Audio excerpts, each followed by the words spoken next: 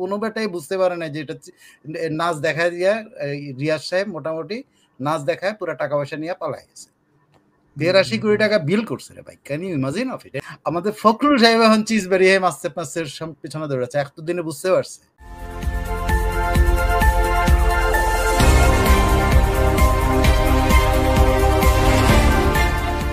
মির্জা ফখরুল বলেছেন বিদেশ থেকে কিছু পণ্ডিত এসে সংস্কারের নামে প্রতারণা পালিয়ে গেছে।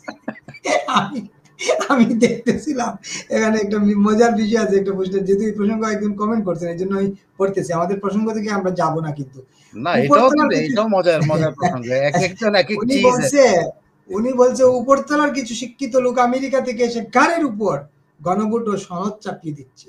এত বড় সাহস, মানে এত বড় সাহস আমি যুক্ত করছে। রাবিনা টেন্ডনের একটা নাচ ছিল, হ্যাঁ, চিজ বাড়ি হ্যাঁ মাস্তে মাস্তে, অসাধারণ, মনে আছে? রাবিনা টেন্ডন অক্ষয় কুমার ওই গান বাজতোই যে আমাদের বাকের ভাই মাঝে মাঝে ছবি রিং লাল দুপাট্টা ছাড়াও এটা গাইতো, চিজ বাড়ি হ্যাঁ মাস্তে মাস্তে। এখন আমাদের পুরো পুলিশ বাহিনী এখন চিজ বাড়ি হ্যাঁ মাস্তে মাস্তের পিছনে এখন দৌড়ানো শুরু করবে, কারণ আমাদের ফখরুল সাহেব এখন চিজ বাড়ি হ্যাঁ মাস্তে মাস্তের পিছনে দৌড়াচ্ছে, এতদিনে বুঝতে পারছে এটা রাবিনা টন্ডনের নাচ ছিল, বুঝছেন? একদিন বুঝতে পারছে, একদিন বোঝে নাই, সালাউদ্দিনও বোঝে নাই, ফখরুলও বোঝে না, আমির খসরু বোঝে না, কোনো বেটাই বুঝতে পারে না যে এটা নাচ দেখায় দিয়া রিয়াজ সাহেব মোটামুটি নাচ দেখায় পুরো টাকা পয়সা নিয়ে পালায় গেছে।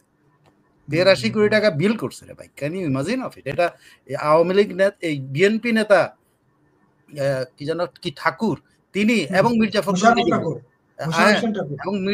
ফখরুল নিজে বলছে,